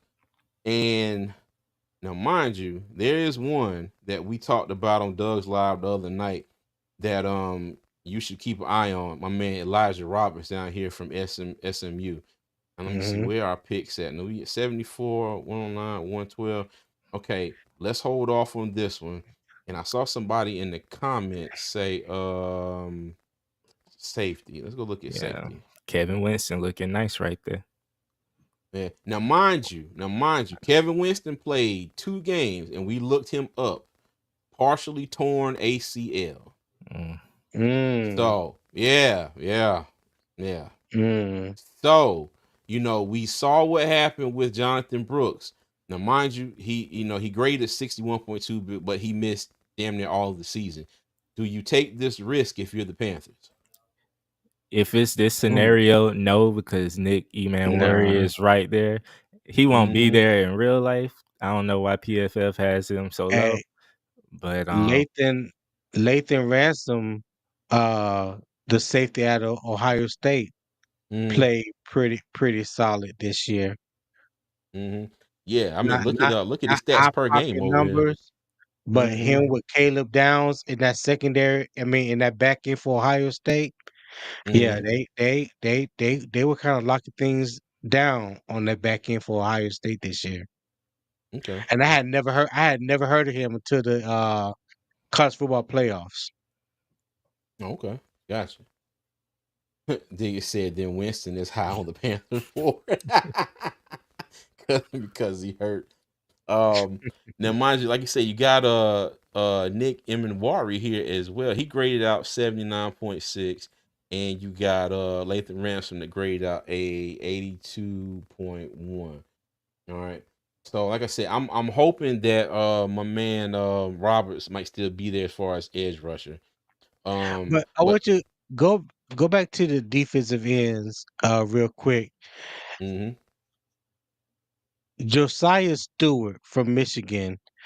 mm, He out of all of edge rushers this year, he led college football in pressures from the edge position. I think mm-hmm, he's a sleeper. A lot of people are sleeping on him because Michigan didn't have a great year this year. But if you go back and just watch his tape, fundamentally sound, gets Mm-hmm. after the quarterback, sets the edge, causes havoc from the defensive end position. So Josiah Stewart could be somebody that can be available uh with that third pick for the Mm-hmm. Panthers. Like I said, he led the he led college football in pressures from the defensive end position. Okay. Yeah, and dig yeah, Jordan Phillips is a D tackle. That man is built like a damn a Hummer dog, a military Hummer. That's a big dude. Yeah, he a And big boy. yeah, and I interviewed him after the Shrine Bowl. And the crazy thing is, it's like he is just I mean, he's built. Like he's 300 something pounds, but if you looked at him, like he doesn't look it. Like he's solid. Right. Yeah, but yeah, I think he's a What's his name. measurables? What's his All right, measure? hold on. Let me go Because I to remember that. you talking about him after you interviewed him, and I think you and Doug both said keep an eye out Mm-hmm. on him. Yeah. Now, mind you, he is 6'3", 320 pounds. Okay. Hey, Yeah, red shirt sophomore. Now, mind you, like I said, look where he lined his up at. Look where he mm, lined up at. A No, gap. go down to where it says snaps by alignment. Down, got yeah, you. A gap and B gap. So he has experience playing that nose tackle position the past two Mm, years. Yeah. okay. But but when I tell you this, he was somebody that like we did an interview with Mike K from the Observer, and he was one of the names that he mentioned as somebody who stood out in practice. And I saw him a little bit in practice, and what I will say is the brother is strong. And when I say he has a really, really quick first step, really quick Hmm. first step. And in the Senior Bowl game, there were multiple times where he was in the backfield, like he was this close to making the play, this close, but he just couldn't get there in Hmm. time. The QBs for, and mind you, now he was on the West squad. You just gave me PTSD, CJ. Think about all the times we was that close, and then it was a 40-yard play or something crazy. Well, I mean, to be honest with you, the car, it wasn't that many times that we were, that close, but It was a um, couple of times where we were hugging, we was hugging yeah, the quarterback, and he just walked away. But pretty you know much. what? When like I know he shined and he was talked about heavily at the Shrine Bowl or whatnot. But when I look at his stats from this year, you would think that he dominated at some point. Like Hmm. he hadn't had a sack in 3 years. Yeah, I saw it. That's what I said. His numbers don't Only jump out at you. yeah, one You one know. one hit, look like one QB hit. Hmm. In 3 years, 19 total hurries, and was that batted? No batted balls. Hmm. And I'm just looking at the grades over here, grades by game. Like there was no big game that he dominated really. Yeah. Like Also, I don't know. Is that more that because he's just taking up two blockers? You know what I'm saying? He just eating up double teams and allowing the linebackers, to come free and do their thing. Mhm. Because there's nothing wrong with that from a nose tackle position, if that's Yeah. what you can do. Because you don't just want somebody that can get easily pushed around and pushed off their spot. You want somebody that can hold the point of attack and command those double teams and let your linebackers go eat. True. and This is true. remember we got the DL coach from the Rams, so I think our development for the line is about to get a lot better. Yeah. It's Hmm. also a possibility. So we'll see. All right. So let me get off of here. Where was we I going? want to I'm see. I sorry. want to see what he do at the combine. I hope Hmm. he's at the combine. I think what were we looking at? We went to Edge. Oh, Josiah Stewart. Okay. And I ain't gonna lie, Yeah. I haven't really looked in him much at all. I mean, like you said, his numbers do look pretty good. I mean, I like those He stats. had how many sacks? How many sacks he had 9, this year? 9. 9. 9 sacks, Oh, 6 okay. in the year before, and 3 in his I guess his freshman year. 20 hurries, Mm-hmm. 17 that. Damn, he had 31 QB hurries his freshman year. Okay. All right. Well, So that we lets do. you know he can apply some pressure. That's for Okay. sure. Because I'm Yeah. not even gonna lie to you. I most of my drafts I double up on edge rushers. So I'm gonna go ahead and pick Mm. Josiah Stewart right here. What's okay? I want to see My bad. what's his measurables, CJ, real quick. I can't And remember what Josiah's. 6'1", 245. Okay, so he's short. Mm-hmm. Probably got a little bit of short arms, but probably can play with leverage. Mm-hmm. Because if you get into the quarterback and you causing hurries like that, and you can make sacks, you got to be fundamentally sound in your technique to be short like that. Yeah. Dan Morgan Okay. did say that he's looking at players from, winning programs, from prestigious programs. So, Hmm. so far, our draft fits that. Yeah. Okay. Elijah Ne- Roberts is a dog, though. That's what I was gonna say. That's why I mentioned I usually double up on edge. So I'm going to go ahead and we look at Elijah Roberts' measurables. He graded out 91.2. 8 sacks. He had 45 hurries. 8 sacks, Jesus. Yeah. Look at that. 45. Damn. 45 and 47. Okay. He had 13 sacks the year before. All right. He is 6'4", Go back, 295. Send the go pick back. in. He had 47 hurries in 2023. Yeah. Mm-hmm. Send the pick in. Yeah. I got you. I Yeah, got you. dog. Yeah. All right. So Doug, hold on. Wait. We got you, Doug. We Elijah got you. Roberts, We got you. Jamari Caldwell, Billy Yeah, Bowman. Jamari Caldwell transferred from Houston. Who did he play with this year? Oregon. He um, was Oregon. I think he was at who was Oregon. Jamari Caldwell? Jamar Caldwell's a defensive tackle. Can play nose too. I guess he was at Houston last year. Mm, Because I know he was at Houston last year because You skipped right over him. Chidozie I did. Nwankwo was there with Yeah, him as scroll back well. Oh, up. there we go. Okay, my Yeah, bad, y'all. Jamar Caldwell. Yeah, Okay. Ooh, 6'1", yeah, 340. Shit. yeah, Okay. yeah. 21 hurries. Mm-hmm. Or Okay. 22. 1 sec. 22. 22 hurries, Line one up A sack. gap, B gap. Yeah. Mostly in the B. Okay. Lined up All over right. the tackle, too. All right. So we got let me see. We got a cornerback, Will Johnson, defensive tackle Alfred Collins, and we got 2 edge rushers, Josiah Stewart and Elijah Roberts. What I want to do now is go back and see. Let me go look at linebackers first. Okay. Let me go look at linebackers. Now there was one that I've been drafting a lot. Lander Barton from Utah. Utah. I Yeah. know exactly what Now you're talking about. Yes, sir. that's one I've been drafting a lot in these drafts when I look at when I go look at 6'4", linebackers. 240. Now I keep hearing a lot of people talk about Barrett Carter. He from 6'1", Clemson. We ain't 230. drafting him. Yeah, Clemson. I Oh knew you were gonna goodness. say that. Now, I ain't gonna lie. Now, mind you, the only thing that scares me about not Lander Bar, Barrett Carter is this coverage grade. Because as you know, in every Rose defense, we're gonna be playing a lot of zone, like a lot of coverage. So I don't know if anybody out there has watched. I haven't really watched a whole lot of Clemson tape, but because he did have it's like his PFF grade is kind of going down, from year after year.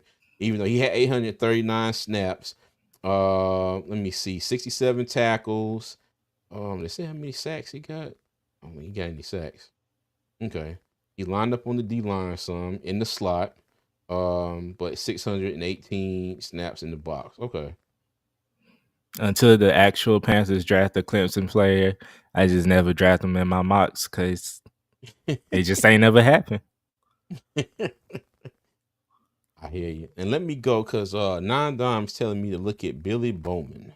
I think that's the safety out of Oklahoma. You sound Okay. like a bully. He say sound like a bully. Yeah, but Billy Bowman is really good. He went to Denton Guy High School in Denton, Hmm. Texas. I remember Billy Okay. when he came out. Yeah. Well, I mean, coverage grade is real nice. Don't like that missed tackle rate, but again, this Hmm. is PFF. Okay. Now we do. Let me go look at the corners first. All right. So we got Noah Williams, Zy Alexander, um, Elijah Huzzy, Quincy Made Riley, him a lot Denzel of Burke. money. He made a lot of money during the Senior Bowl weekend. Which? Elijah Huzzy, Oh, he really? made a lot of money. Yeah, Elijah Yeah. Huzzy Okay. probably Yeah. was the best corner at the Shrine Bowl during practice. Okay. All Yeah. right. Bet. He was matched up with LeJontay Wester from Hmm. Colorado a lot. They basically called each other out, and it was a lot of one-on-one battles Yeah. with those two. Yeah. Okay. Now, this is somebody that we saw at the Shrine Bowl, Noah Williams, who made a few plays in practice as well. So that's somebody to look at. I about to say your boy is gone, so I can't make you mad, Tony. Who? Kobe Bryant. The Matador. Don't listen. Hey, now some let me see. Panthers for life. What's going on? He said, who's there at wide receiver? Okay, so we got Torrey Holton, Hey, Pat Torrey Bryant. Horton. Hmm. Torrey Horton is a Oh, sleeper. Horton, my bad. Torrey Horton is a sleeper. That boy is a dog for Hmm. Colorado State. Yes. Okay. Yes, Now, He Torrey must have he Horton must is a have been hurt sleeper. because he Yes, only he had missed played the 5 games. last he missed the last half of the season. I think he had was it his Hmm. quad or his hamstring that was hurt real bad. He tried to come back when they played Colorado, but he hurt it even worse. And he was done for the rest of the season. But Torrey Horton is a sleeper wide receiver. Watch out for that name. Okay. All right. Cool beans. Um. Who at tight end? That. Oh, you know what? If you ain't done looking at receivers, we No, can. no, no. You good? Mitchell Evans, Benjamin Urosic, Jake Brenningstool, Jackson Hayes, Caden. Let me see, Thomas Fidone, Caden. What's that? What? Luke What's Lachey that? Lachey. way down there? Yeah, he didn't fell Ronde down. Jackson is way down there? Mm-hmm. Damn.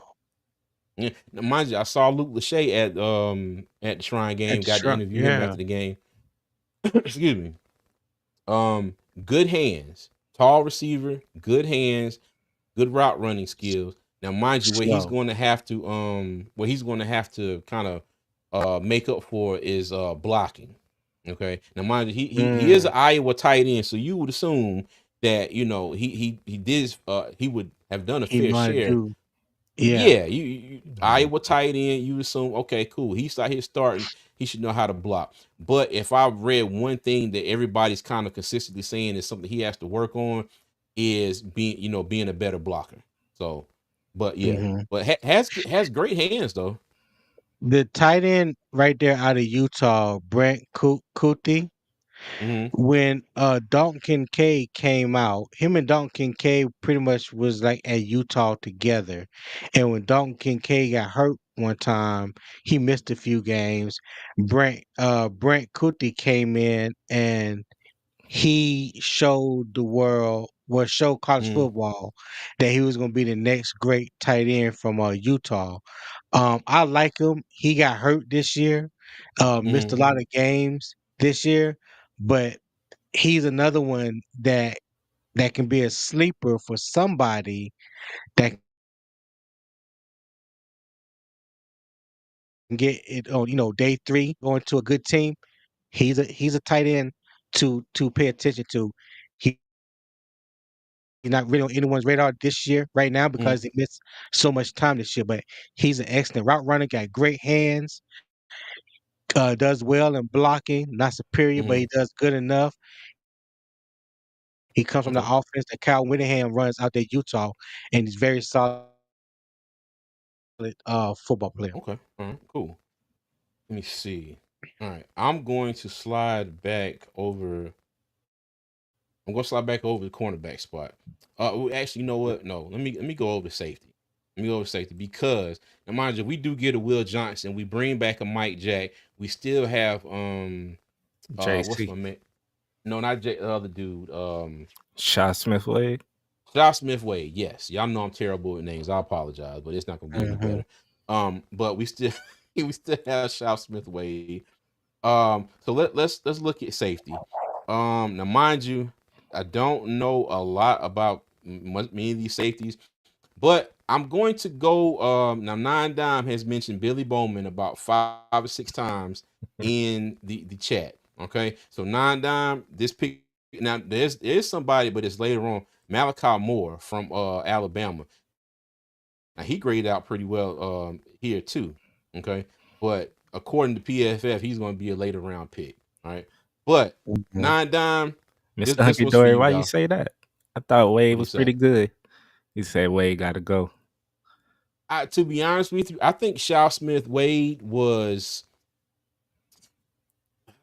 what's the word I'm looking for? He played that position. Y'all have to Thank remember he you. played that Yeah. Yeah, position. it's his first Yeah, Yeah. year 'cause he being a slot. yeah, he played all 3 years starting on the outside of Washington State. He Mm-hmm. never played in the slot until he got into the Shrine Bowl game Shrine Ball, last yes. year. Yeah. Mm-hmm. Yeah. Okay. All right. But like I said, Nine Dime, this is for you, dog. I'm going to go ahead and get Billy Bowman here. I mean, Billy Bowman passed the name test, so I'm telling you, sound like it mess you up and take your car. Okay, so now we're back 3 picks. I'm sorry, not 3 picks later. We're back at pick 140. Willie Lampkin made him some money. Yes, he did. Ah, Yes, he hey, did. I'm not. Let me tell you, I'm not gonna lie. I did not realize he was on 5'10", 5'11". 5'11", 290. Okay. Now they I at the swear. Shrine Bowl they say he was 5'10", 270. Hey, That's whatever he was. Let me tell you. Like you said, he definitely showed up at that Senior Hey, Bowl. he was handling everybody. low He was man handling wins. everybody one on one. Mm-hmm. Low man wins, correct. Yep. Correct. Kyle Williams. If I'm not mistaken, I think he was at the Shrine Bowl as well. Doug, if I'm wrong, let me know. I But believe he was. he had 70 receptions last year, 1,100 yards, 14 touchdowns, 6 foot, Hmm. 186 pounds. Like I said, he's a senior. I can't remember if he was at the Shrine Bowl or the Senior Bowl. I don't know. Um, I can't remember who was the quarterback for Washington State this year. mm, hold on. Let look at the finally a center. Bryce can see over. Oh my goodness. I Yo, can't wait for you Bryce to hit this growth spurt and be 6'3". he said this Oh growth my spurt be God. 6'3". Okay. All right. Well, let's now we got some cornerback, we got some defensive tackle. You know what? Let me go back one more time and look at defensive tackles. Now, mind you, we got Simon Barlow Jr. here from Miami. He is 6'3", 290, grade out is 81.1. Now, this is another player here that Yes, I sir. did get a chance to talk to before the Shrine game. I got an interview with him right before the game started. Big CJ West from Indiana. Okay. And I think he has potential to be another sleeper. 6'2", 317. Okay. Mm. Uh Tony, have He got you a heard quick anything first about him? step. Yeah, Okay. CJ West got a quick first step. If I'm not mistaken, he's one of the guys that transferred over with their coach from James Madison, if I'm not mistaken. Mm-hmm. Um, cause there was a lot of players that follow Kirk Signetti from James Madison to Indiana. But yeah, CJ West, he coming from a system in Indiana. You know, Indiana's not really no football, but they have had a sound defense these past 2 years. Mm-hmm. Especially as you know with Kirk Cinetti as the head coach. So that's about all I know of him. That's about Okay. all that I know of him. But yeah, I got you. All right. Well, you know what? In my efforts to try and shore up this run defense, I'm going to take CJ West right here. Okay. Now, so we've gone defense every pick of the draft. We got 2 edge rushers. two defensive tackles, a safety, and a cornerback. Now let me go back over to wide I receiver. like Now my the man sound of that. Williams is gone. Nick Nash is a person that you look at the stats, grad 85. He had 104 catches, 1,382 yards, and 16 touchdowns. Okay. And he is out of Mhm. San Jose State. He is 6'3, 195 pounds. So bigger target, go up and get the ball. All right. So me personally, this is where if I'm getting a wide receiver in the draft, it'd probably be somewhere in this range. Now Ricky mind you, White if pretty good too. Out I've of I've heard about Ricky White. I've heard about he had 78 catches, 1,032 yards, and 11 touchdowns. All right, for UNLV. Yeah, Okay. I didn't know anything about him until the Shrine Bowl. Mm-hmm. Now I see Doug said we need linebacker, tackle, another safety, cornerback, and a kicker. Well, thanks, Doug. That's a lot of stuff there. we're gonna take Eddie, little brother. I like Kobe. I like Kobe King. Is Kobe King number 33 for Penn State? I don't know what his number is. Okay. Okay. No, What's his I measurables again, CJ? What's his six measurables one again? six one 248. Ooh, that's a good Mm-hmm. size.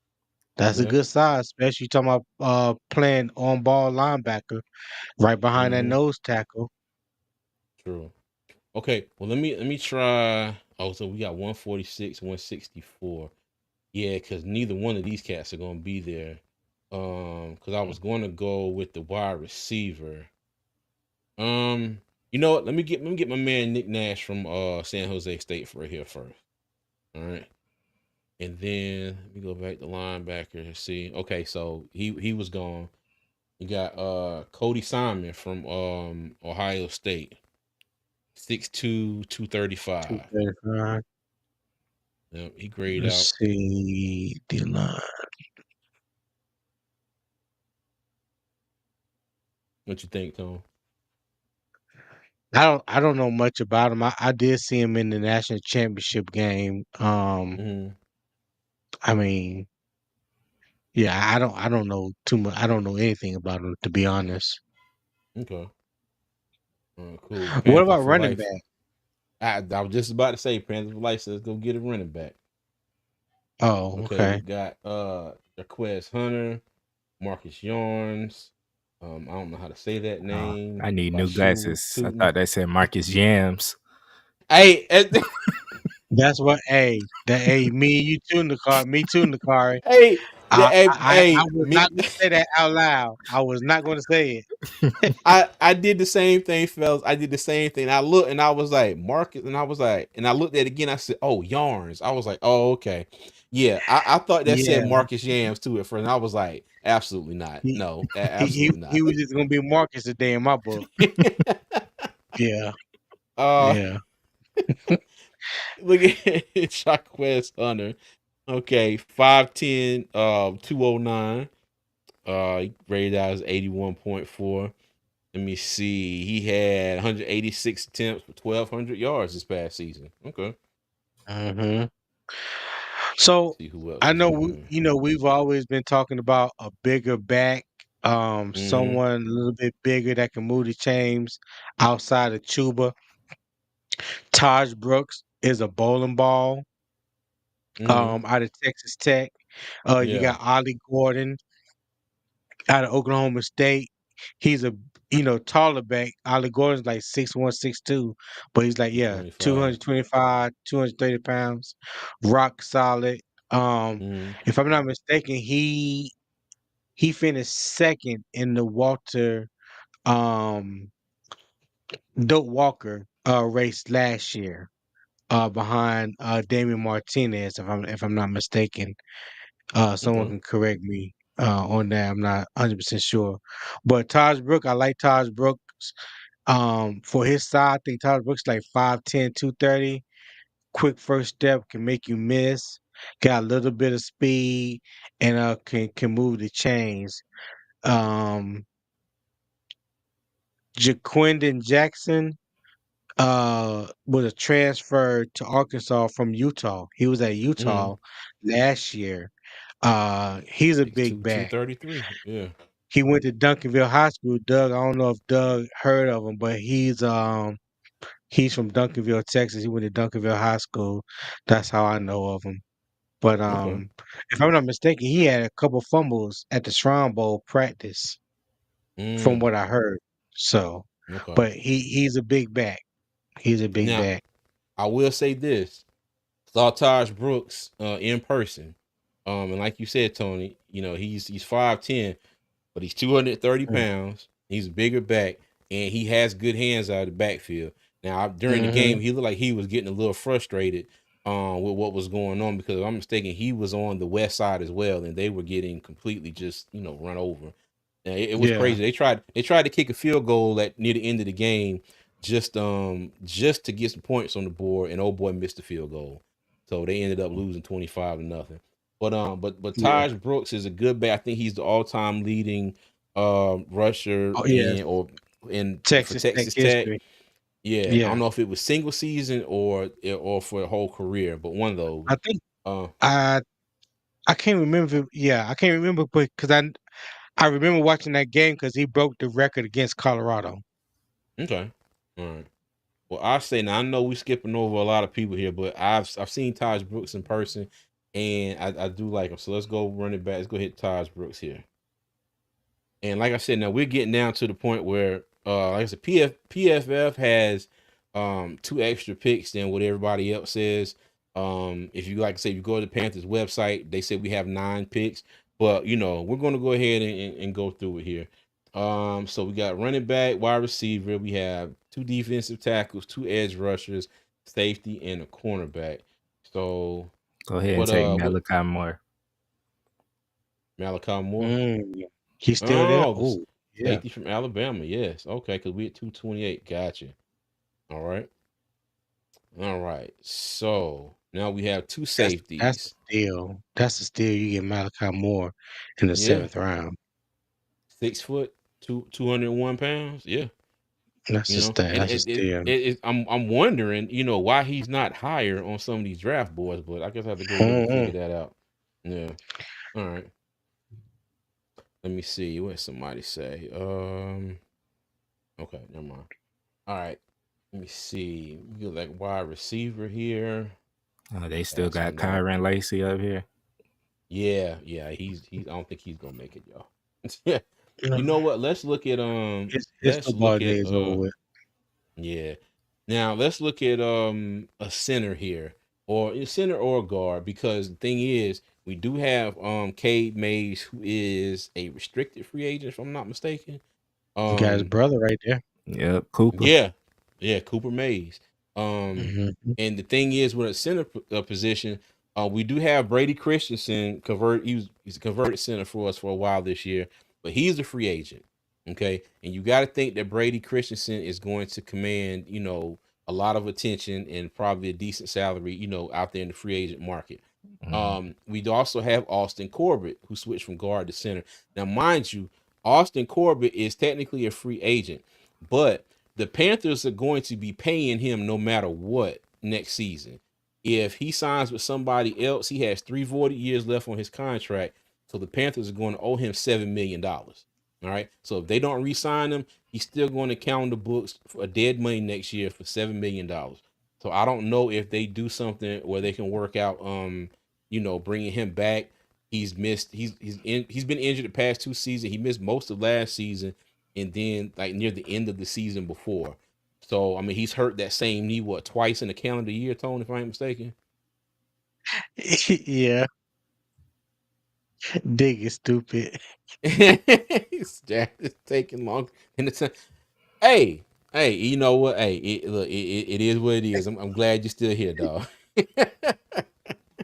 I'm All not gonna right. lie. I would take a kicker. Okay. Well, let's look at the kickers.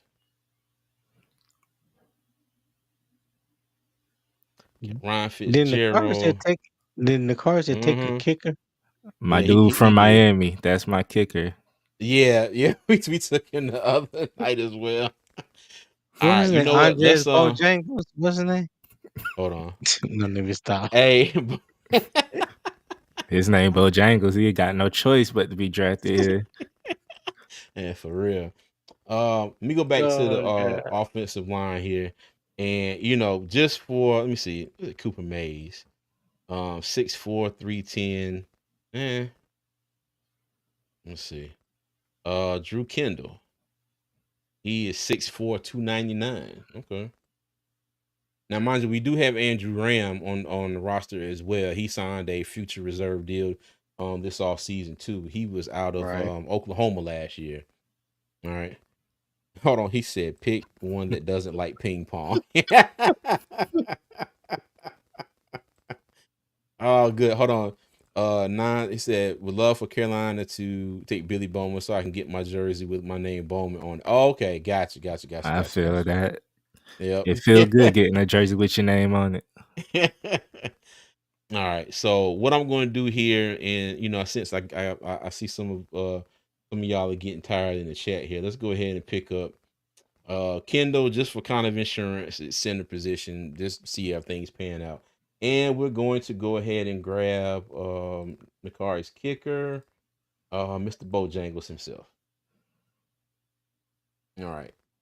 And his name is not Bojangles, but I'm not gonna lie, Nakari. I did that once the other day too. I looked at his name, and that's the first thing I saw, and I was like, no, that's not right. Okay. So great draft here. We started off with Will Johnson. They gave us an A. Alfred Collins, a B minus. Josiah Stewart, B plus. Elijah Roberts, B plus. Billy Bowman Jr., C. CJ West, B minus. Nick Nash, C minus. Taj Brooks, a D. And I think the Taj Brooks with the D is probably just because we picked him over 4 running backs that were ahead of him. Mhm. But Taj Brooks Right. is a good player. Malachi Yeah. Moore, A minus. Drew Kendall, C. Andres Borregales. Bojangles. Yeah. Baragli. Yeah. It gave us a C for him. But All right. But yeah, yeah. Bates watched him all of the Shrine Bowl. So Mm-hmm. But yeah, so I think it's pretty good for our first draft here. All right. And next time dig it, I would I promise you the draft will be a lot faster. Okay. that's cap. We'll see. We'll see. All right. But yeah, man. But that's all I got for us today. I appreciate everybody showing up. Like I said, for the first live on the new channel. Big shout out to my big cuz here for joining. Nakari, Yeah. the beat master himself. So, but yeah. Y'all got anything y'all want to say before we get up out of here? Nah, man. Hey, congratulations, man. Glad to be invited to be a part of your first live on Carolina's Armchair GMCJ. And Oh yeah. for me, I'm still working through some things. Got some things that I'm taking care of, on the home front, but I will be putting something out within the next couple of weeks. So y'all stay tuned for that. And when it gets close to that happening, then I will make an announcement. And you guys can follow me on my channel as well at that time. Right now, there's currently nothing on there to follow. So I'm not gonna tell you to go and subscribe and there's nothing there. But yeah, man, that's it. Cool. Nakari, what you got, buddy? Yeah, CJ, I appreciate you for, opening up the link, letting people in. It's been fun to be up here. And I just ask that Panther Nation be patient with X. He gonna get it back. Tired of my name being slandered, so he need to get it back. But yeah, I appreciate being up here. It was fun. I got an EP coming out. It's gonna be some Mhm. R&B, some hip hop. I'll let y'all know some stuff later. But All yeah, right. dig it. Whenever you just pick the location, wherever you want to meet. He said, "Wow. Appreciate you too, Nine Down." All right, man. Hey, again, thank you, Tony. Thank you, Nakari, for joining me up here for my first live. I appreciate it. Everybody that has been in the chat, thank you. I appreciate the support. If you haven't already, please like the stream on your way out. And then also, if you haven't already, go ahead and subscribe to the channel. You can catch me on all social media at Armchair GMCJ. Okay. And again, you know, man, this was fun. Thank you. I don't exactly have a live schedule nailed down just yet, but it will be a mix of recorded videos and live streams. So y'all just make sure y'all pay attention and look out for that. And you know, as always, I'm gonna leave y'all with 3 things. Number 1, y'all be good. Number 2, y'all be safe. And number 3, as always, Panther Nation, keep pounding, man. I'll see you.